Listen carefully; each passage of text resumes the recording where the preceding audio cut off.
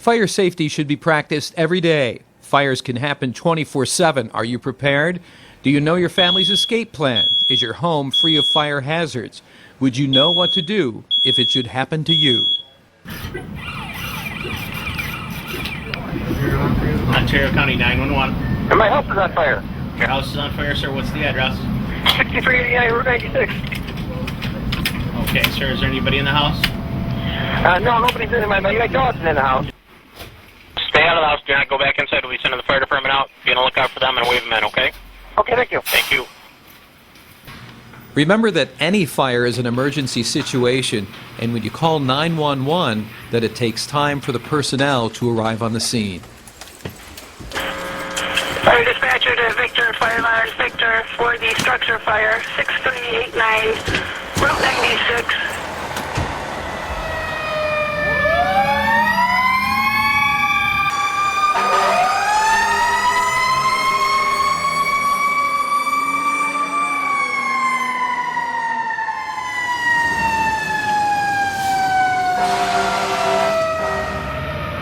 Your fire prevention knowledge is important to you and your family's safety.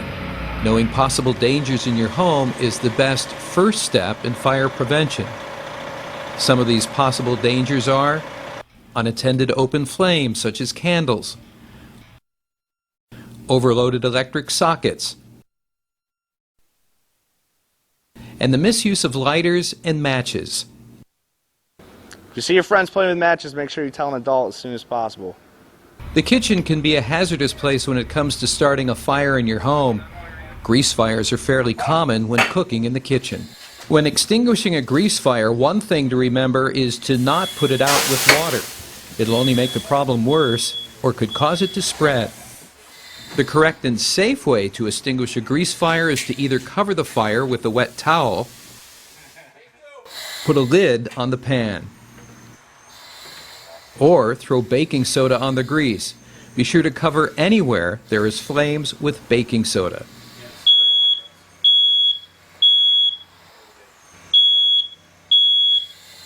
Your smoke detector is your first line of defense. When you hear it, you need to get out and stay out.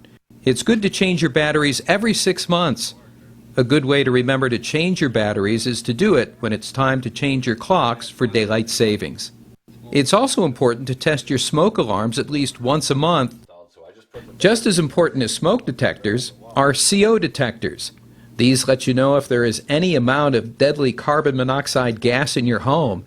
Instead of changing the batteries like a smoke detector, all you have to do is plug it in an outlet.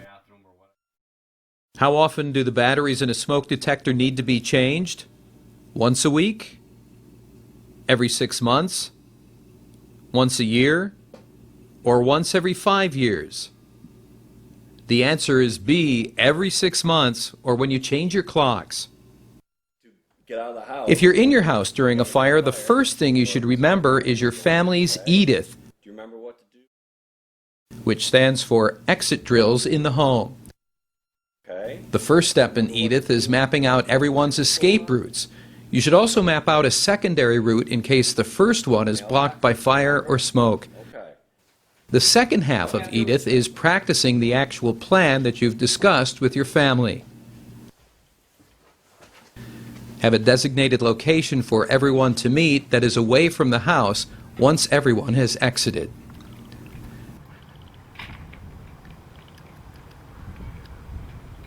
The mailbox is usually a good location to pick as your meeting place. If you're in a room and the fire is right outside your door, don't hide. Test the door with the back of your hand. If it's hot, stay there or find another way out. You can also put a blanket under the door to keep the smoke out. If you have to escape through smoke, crawl on your hands and knees and keep your head 1 foot above the ground.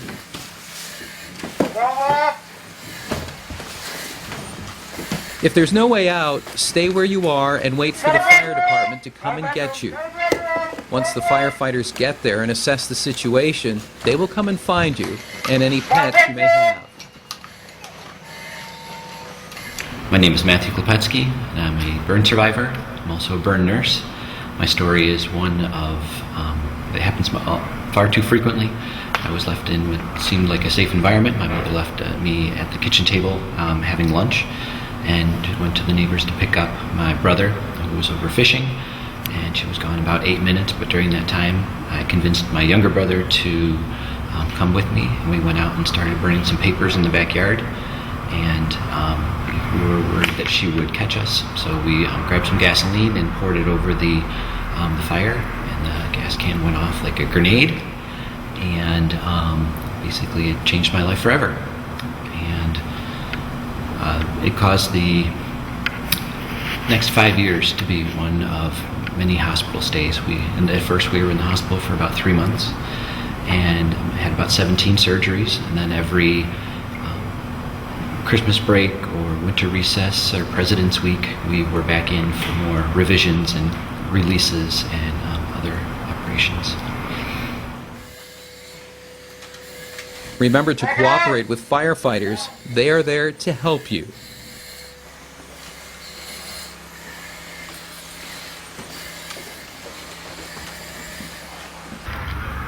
This is what can happen if a wastebasket fire is left unattended. As you can see, it spreads quickly and can reach temperatures of over 1,000 degrees Fahrenheit within minutes. I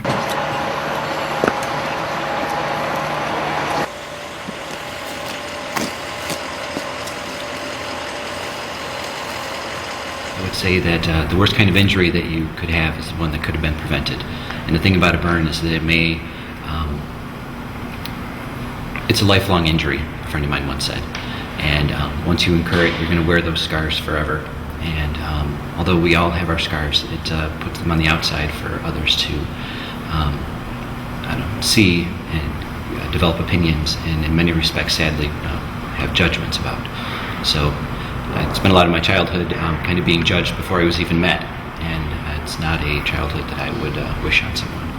But I would also say that if you do see someone who's being playful with fire, or very cavalier about lighting grills in the backyard, to say it's dangerous, and to do what you can to tell someone that will be able to step in. This can all happen very quickly. It only takes a small amount of time for a house to become fully engulfed in fire. It only takes less than an hour for an entire home to burn to the ground. Let's see what you've learned about fire safety. Which one of these hazards can start a house fire? An electric socket? Candles? Playing with matches? All of the above. The answer is D. All of the above hazards can cause house fires if not watched carefully. So remember, there are many hazards in the home that can start fires. You don't have time in a fire. You need to get out with your family following your Edith plan. And if you can't find a way out, you need to stay where you are and let the fire department come and find you. You also need to remember that smoke detectors are your first line of defense. Otherwise, you won't wake up to smell the smoke. It only takes a few steps in order for you to be knowledgeable about fire prevention, and hopefully you and your family will be safe from any fire danger.